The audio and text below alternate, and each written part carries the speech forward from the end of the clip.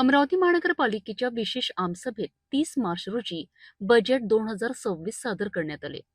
स्थायी समिती सभापती अविनाश मार्डीकर यांनी बजेटचे वाचन केलेत. महसूल उत्पन्न व खर्चामध्ये दर्शविलेले व घट वाढीचा विचार करता रुपये 459 कोटी 44 लक्षाचे महसूली उत्पन्न व रुपये 458 कोटी 75 लक्षाचे महसूली खर्च प्रस्तावित करून अखेरची महसूली शिल्लक रुपये 69 लक्ष इतकी दर्शविलेली आहे. स्थायी समितीने शिफारस केलेल्या सन 2026-27चे प्रस्तावित अर्थसंकल्पीय अंदाजपत्रकाचा गोषवारा खालीलप्रमाणे आहे. गोषवारा वाचा तुम्ही.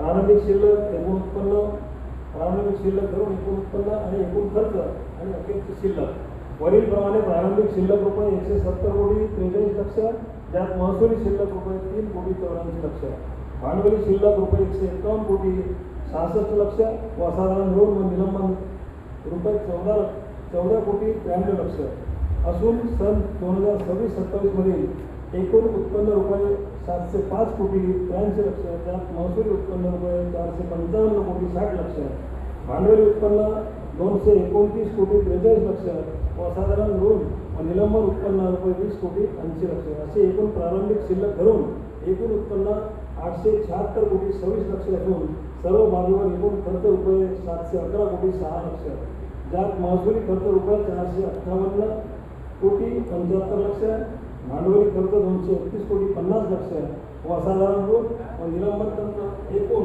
20 कोटी 80 लक्ष वजा जाता वर्षाअखेर शिल्लक रुपये 165 कोटी 20 लक्ष, महसूली शिल्लक रुपये 69 लक्ष, भांडवली शिल्लक रुपये 149 कोटी 58 लक्ष व असाधारण ऋण निलंबन शिल्लक रुपये 14 कोटी 93 लक्ष एवढी अपेक्षित आहे. याबाबतच्या इतर सविस्तर तरतुदी सोबतच्या अंदाजपत्रकात नमूद केलेल्या आहे. महानगरपालिकेची आर्थिक स्थिती नाजूक असल्या कारणाने महानगरपालिका स्वतःच्या उत्पन्नातून मोठ्या प्रमाणात विकासकामे करू शकत नाही. महानगरपालिकेला विशेष अनुदान मिळविण्याकरिता तसेच महानगरपालिकेला मिळणारा वस्तू व सेवा कर अनुदान हा अत्यंत कमी असल्याने यात वाढ करून मिळविण्याकरिता शासन स्तरावर विशेष प्रयत्न करणे गरजेचे आहे.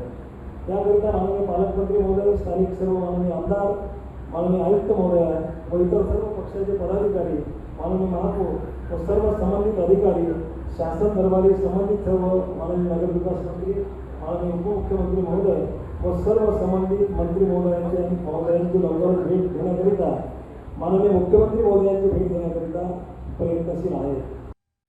या बैठकीत प्रशासनाच्या बजेटमधील अनेक गडबडी विरोधी पक्षाने उघड केल्या. अगोदर आमसभेत मी बोललो होतो की गाव लुटून खाल्लाय, तर हे आहे गाव लुटून खाल्लं. लाइट प्रकार. एक मिनट मैडम, तुम्ही ये इन्होंने जो लाइट लगाए उस टाइम आप गर्ल्स स्कूल चौक पे जाके देखो, वहाँ पे वो नीले पीले लाइट लगाए जो 15 दिन में बंद भी हो गए. त्यावेळेस अशी पद्धत होती की ठेकेदारांना याचं की आज आपल्याला इथं लाईट लावायची, अच्छा बरं हे लाईट हा टेंडर मला द्या, ठोस एस्टिमेट करायचा, तेच कंपनी फायनल करायची. त्याच्यातला हा प्रकार आहे. नाही मी बबलू म्हणजे आता याच्यातला हा प्रकार आहे. मी याच्या अगोदरही बोललो आहे की या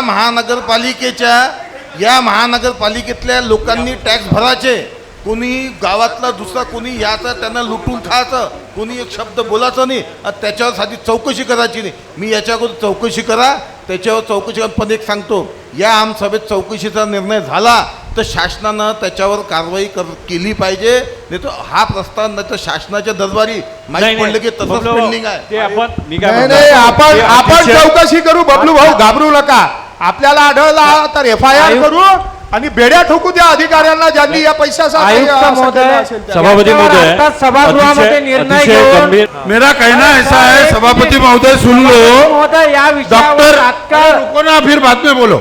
डॉक्टर जाधव साहेबांनी जे सांगितलं की हा खर्च जरी तरतूद झालेली असली 2 वर्षामध्ये 5 कोटीची, मला असं म्हणायचं आहे त्यावेळेला नेता मॅडम जरी अधिकारी असल्या तरी डॉक्टर जाधव त्यांचे असिस्टंट होते त्या विभागामध्ये. ऐका ना, नाही म्हणून राहिले, ते खरं बोलून राहिले. मान्य सभापती, ऐका माझं झाल्यावर बोला. काय म्हणणं आहे तुमचं सांगा. मान्य सभापती महोदय, त्या कालावधीमध्ये मी भाजी बाजार या दवाखान्यात कार्यरत होतो. अच्छा, मग तुम्ही कसं सांगितलं की खर्चच झाला नाही म्हणून? मान्य सभापती महोदय, जेव्हा मी होतो तेव्हा रोजंदारीवर बदलीदार कामगार आपण लावत नव्हतो, हां म्हणून मी सांगितले. त्या काळात मग ही तरतूद कशी काय केली? मान्य सभापती महोदय, याबाबत तपासून घेण्यात येईल, पण रोजंदारी बदलीदार कामगार आपण लावतच नाही. तुम्ही तर दवाखान्यात होते. आता तपासून घेता येईल ना सर. नाही नाही, तुम्ही दवाखान्यात होते तर तुम्ही कसे म्हणून राहिले?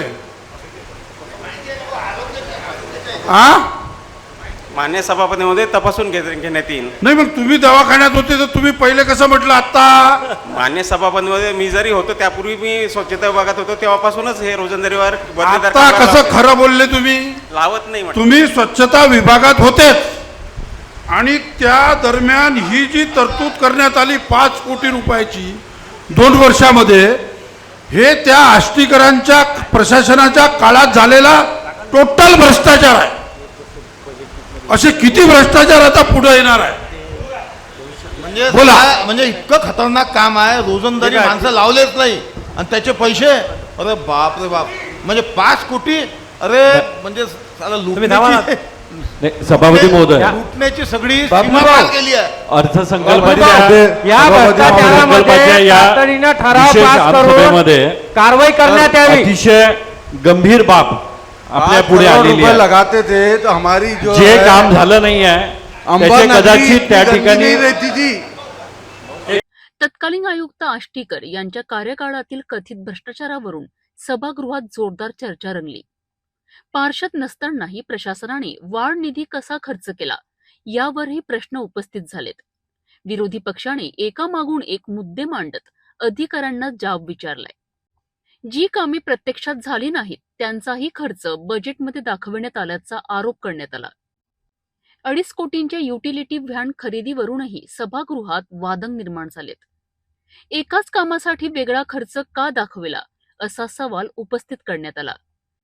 शेवटी सर्व पक्षांच्या एकमताने एक समिती स्थापन करून तत्कालीन आयुक्त आष्टीकर यांच्या कार्यकाळातील प्रकरणांची चौकशी करण्याचे आदेश देण्यात आले. आता या बजेटमधील निर्णय प्रत्यक्षात कितपत राबविले जातात हे पाहणे महत्त्वाचे ठरणार आहे.